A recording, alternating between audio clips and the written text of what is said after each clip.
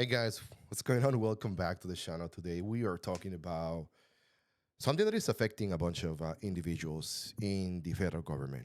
And we are talking about the federal government buyouts. So let's get with the video right away without wasting any time. If you're new to the channel, my name is Freak. Thank you for joining. And as you might not know, I make a bunch of videos about a bunch of random things, but we're getting better. So let's go. So, welcome back to the channel, guys. Today, we are driving into a significant development affecting federal employees. Okay. So, and what we're talking about the recent buyout offers. I've been receiving messages from some of my coworkers and friends, and I have to make this video. So, this is a very complex situation with potential impacts on both the government and agencies and employees themselves. So I'm going to break down what I know so far when it comes to this bio program. Okay.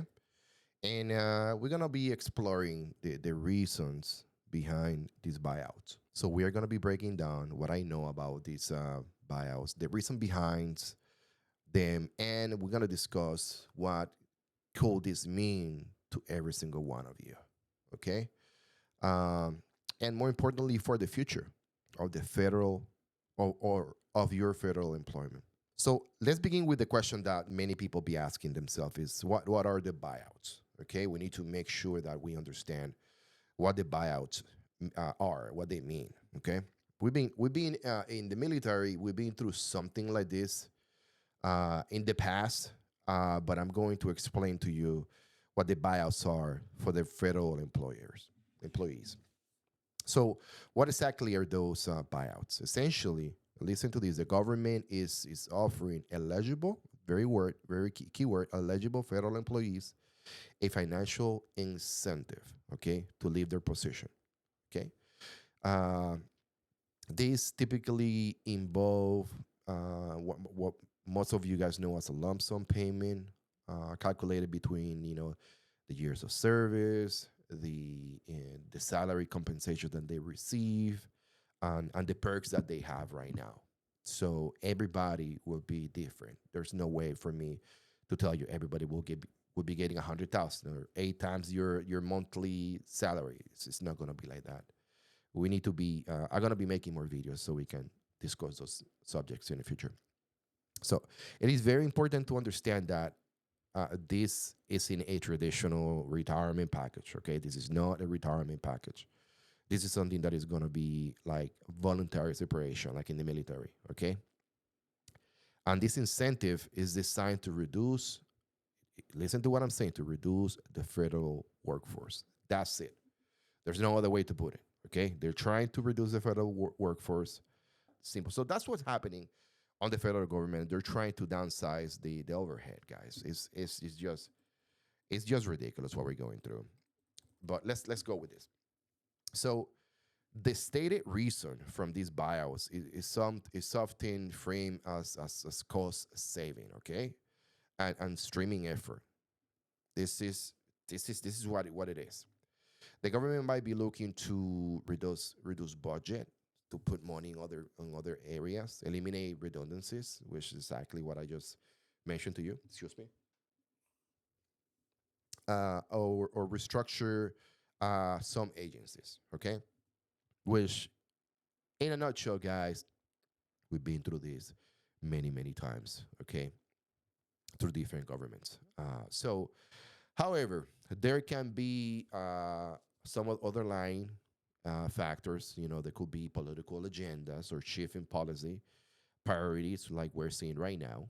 Uh, President Trump has an agenda and he has his priorities, and he needs to ensure that his plan, his deal is taken seriously. So it is very important, guys, to consider these differences, perspectives when analyzing the situation. So I want you guys to get very smart about it before you make any decision, any risky decisions, and then we can discuss further. What's next for people that is suffering that is going through this. Okay, so who is eligible? Okay, That's the second question that I've been getting. Who's eligible, Rick? Who's eligible for this? Can I? So eligibility for buyouts varies, and generally it depends on factors like your agency, your position, your length of service. Not every single federal employee is going to be eligible for this. Not all federal employees are going to go through this buyout process. It's crucial for you guys to understand that the number one point of contact that you need to check this is with your human resources department to determine if you are uh, eligible for this, or to determine your specific eligibility and status, and to understand the details of the buyout offer for you, because you most likely will be different. Somebody who works for FEMA is going to probably be different from somebody who works for the FAA, somebody that works for the IRS, and so on and so on and so on. Okay. Uh, so, what are the pros and the cons about this uh, for the employees? Okay, for the employees, and this is something that I've been looking into, and it's very difficult since this is such a new subject to get information. But I've done my best. So listen to what I have to say. For employees, the buyout decision is a personal one. Okay, with potential pros and cons. So the decision will be personal. Okay. Uh, on the one hand, the financial incentives, okay, can be attractive. Okay, don't get me wrong, especially for those considering a career change, maybe, or maybe an early retirement. Okay, listen to what I'm saying. It can provide financial cushion for a couple of months during this transition. If you're gonna be moving to, if you're working in engineering, you're trying to go to IT or logistics, that can help you out. But on the other hand, leaving the federal employment means giving up benefits like health insurance, retirement plans, and the most importantly, and you know about this, job security. So, man, I get my ass back to work. It's a big decision that requires careful consideration from all you guys out there. I mean, if I was in that position, I will tell you what I will do if I was in that position at the end of the video. Okay, so what are the potential impacts on agencies? Okay, this is something that people might not be thinking about, but what will do this to the agency? Because some of us receive, you know, service from the IRS or the FAA, or it is what it is. So these buyouts can have, and this is my take, can have significant impacts on federal agencies. Okay, losing losing experienced employees can lead to knowledge gaps. This is very important. Okay, decreased productivity. And challenges in maintaining essential services. Okay, maybe you want to get your passport. At the passport office, they have a 6 month wait line. Now, after the buyouts, maybe it goes to a 12-month period, waiting period. Maybe you know what I mean. So those things are likely to change. Maybe they make it faster, but who knows? I don't know right now.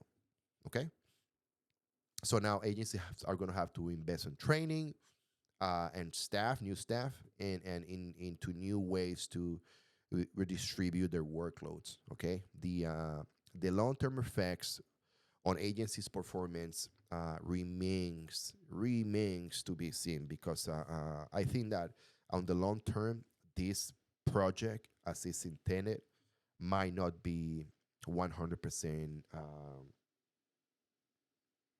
doable, viable. I think it's a risky move. I do trust the president. I do trust that they have the good intentions on doing this, but I don't know if the workforce that works those agencies are ready for these changes. That's what I have to say. Okay. So this bio situation raises broader questions about the future of federal employment. Are we seeing a long-term trend or on of downsizing the federal workforce? Which I think so. And how will these changes affect the services the government provides to people like you and I, citizens? Those are the things that I'm concerned about it. Okay, these are very important questions that deserve public discussion and our scrutiny. So on the comment section below, you need to, hey Rick, you gotta be Rick. This is what I think. So, what is my advice to the federal employees? Okay, it's gonna be practical and supportive. What I'm about to tell you. Okay, so if you are a federal employee, okay, you're considering a buyout. My advice is to you to do your research. Okay, you have to do your research. You got to carefully evaluate the financial offer. Consider your career goals. Okay, your wants and your needs, and talk to a trusted advisor. Okay, financial advisor. Don't rush into a decision. Do not rush into a decision. Do not rush into a decision. And make sure that you understand the long term implications of this before you make any commitments. Okay, before you sign any paperwork, before you even mention it to your boss or your manager, whatever the case may be. Okay. Uh, the I want you guys to understand this. I don't want none of my viewers. Okay, if you're watching this, I don't want you to be the first person to take this offer from your work on your office, but I don't want you to be the last one. Okay, if 20 people are going to leave the company and you're 100% sure that you're one of those 20 people, don't be person number one. Don't be person number 20. Okay, that way you can. What can I say? That way you can better assess the right away um, situations that people that took the deal right away went through. Because maybe you take the deal today, and then let's say the first person took the deal. They give him 8 months of pay. He ended up with $75,000. He got taxed 25%. He ended up with 40,000, and then they give him health insurance for another 6 months, and but it's taking him plus education, but it's taking him or her a year to get employment, or it took them 3 months after he received his last check to receive the lump sum, or it took them 6 months. So you got to take a look at those. You got it. Don't be the one giving advice out there. Make sure you're getting advice from people that went through this first, and now you understand. Okay, now okay, this is what happened. This is what happened to that person. Okay, he needed to wait 6 months, so I need to prepare 6 months ahead before I do X, Y, and Z. Because when you have family and kids and a house and X, Y, and Z on cars and loans, and there's so many things you got to think about it. Okay, so and the last one, guys, is I'm gonna tell you this, if which is my recommendation to all you guys out there. Um, if you're planning on doing a career switch, career change, please, please, please, please, uh, between career A and career B, find yourself a part-time job like at Walmart or something, or Home Depot or Lowe's, so you can be active, so you stay active, you stay on the rhythm. Because if you fall off the whole thing for a second, and then you just I mean, I received, and you receive, let's say, retirement from the military or VA benefits, and then you're like, you know what, I really don't need a new car. I really don't need to travel 3 times a year. I really don't need to do this and that. And before you know it, I really don't have to go to the gym. I really don't have to, work out. Oh, I just stay home and watch TV. I want to catch up into these shows. The impact that this can take on your health is gonna be ridiculous, man. And I'm telling you, okay. Um, After I left the military, I did have some back issues, and I have to, get my thyroids. Have a situation with my thyroids, but I gained 95 pounds. now on my way back, but I'm telling you that I wasn't counting on the physical aspect of the whole thing. So that is a recommendation that that is something that I would recommend the government to track with people that are in these federal jobs, is to do a physical and make sure that we are able to measure, hey, these guys are X, Y, and Z, they're doing okay, and then we're gonna provide you at least 2 years of health insurance or cover, and make sure that your health doesn't decrease based on this. By I don't know if that's gonna be an um, part of the deal, but I'm just fingers crossed to you guys. Good luck to all you guys. Don't forget to like the video, share the video, comment on the video, subscribe to the channel. Okay. Sweet and easy, guys. Is new territory. I'm gonna be making more videos about this. I just want you guys to be good. Take care.